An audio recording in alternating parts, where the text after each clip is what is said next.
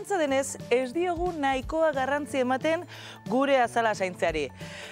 Horretaz, asko dakien aditu bat gonbidatu dugu gaur platora. June Irazabalbeitia, erizain dermoestetikoa da, bera? Arratsaldeon, June? Arratsaldeon. Zer moduz? Oso ondo. Ondo, ongi etorri gure platora, Bueno, June, galdera bat, guk normalean badakigu azala zaintzen? Ez, mundu guztiak ematen dugunero krema bat, baina nik uste benetan jendeak ez dakila zer ematen duen. Orduan, ez esango dugu, orokorrean ezetz. Ez. Eta zer da egin behar dugun gauza basikoena azala ondo zaintzeko? Azkenean, basikoena da, azala ondo garbitzea, garbiketa... Hemen ikusten dugu, garbitu. Garbiketa. Garbiketa, azal bakoitzan arabera, modu bateran edo beste nengo dugu, baina garbiketa oso basikoa da. Txaboi eta urakin adibidez, ondo. Bai, jaboia gero ikusi barko litzake nolakoa den, eta baina jabi desberdina daude, baina jaboia, esnea, tonikoak, badaude formatu diferenteak, baina garbiketa bat. Gero? Gero, hidratatu, azala ondo hidratatu, edo nutritu, eta, bueno, eman behar ditun, azala ondo egoteko behar ditun nutriente horiek eta hori ematea oso garrantzitsua, eta hidratazioa ere bai. Eta gero, azkenean, eguzkitako babesa ere bai, betire eguzkitako babesa, beharrezkoa denean, eguzkian demorazko gomar baldin badegu edo, gomendagarria da ere bai. Hau da, oinarrezko kita, esango dugu, ez? Bai. Baina benetan produktuak erostera goazenean adibidez hidrataziorako, non fijatu behar gara? Hombre, azkenean ikusi behar da pixka ze printzipio aktibo dituzten, eta batez ere perfume asko zeukitzea,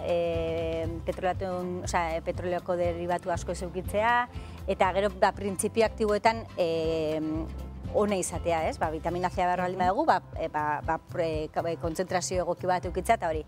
Eta azkenean batez ere gomendioak produktu ematen digunak jakitea ze azalduen eta ze saltzen ari den jakitea. Ze azalerako behar dugun, ezta? Bai, batez ere hori jakitea zer eman behar dugun. Baina produktuak bakarrik ez, ezta? Gauza gehiago badaukat ezer ikusia azala ondo eukitzeko orduan. Bai, hombre, azkenean azala organo bada eta faktore askok eragiten dute. Eta horien artean garrantzitsua da elikadura, ez? Ondo nutritzea eta elikatzea, bai. Eta pantailan ikusiko duguan, zer dan ona egitea ez, elikadurari begiratuz azala ondo eukitzeko? Bai, azkenean oso garrantzitsua da azukreak ditatikan kentzea, bai? Azukre sinpleak batez ere, horiek ikusten direlako, simurre gehiago ateratzen direlako, hori glikazio izena duen prozesu bat ematen delako. Azukrea pegatzen da gure kolagenora, eta ordan bertako flexibilidade hori bezala galdu egiten da, eta horrek egiten duena da azala okerra gukitzea. Osa, glikazioa saiesteko azukrerik ez jan. Azukrerik ez jan. Hori da honena, azukrea fuera. Bueno, hemen ikustengo de program montan azukrea kendu behar dela bai edo bai. Ibigarren ikusiko dugu. A ber, inflamazioa. Inflamazioa hobetzeko, berena,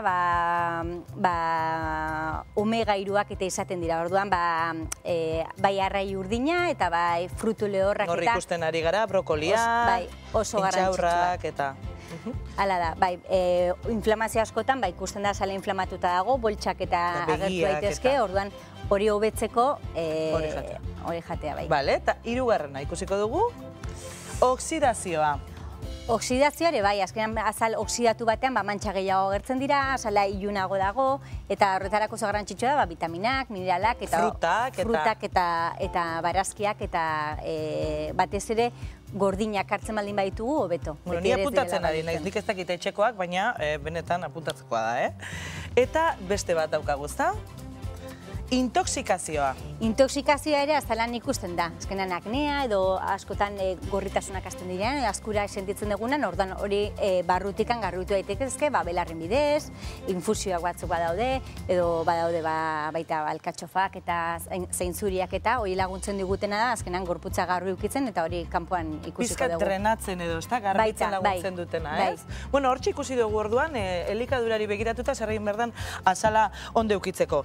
Eta adibidez, edo zein den esan dugu, begiratu behar zaiola, kremak zer daukan edo. Baina edo zein krema denok erabiltzeko modukoren bat badago adibidez. Zateko, begira, hau, edo nork erabildezake. Ona da.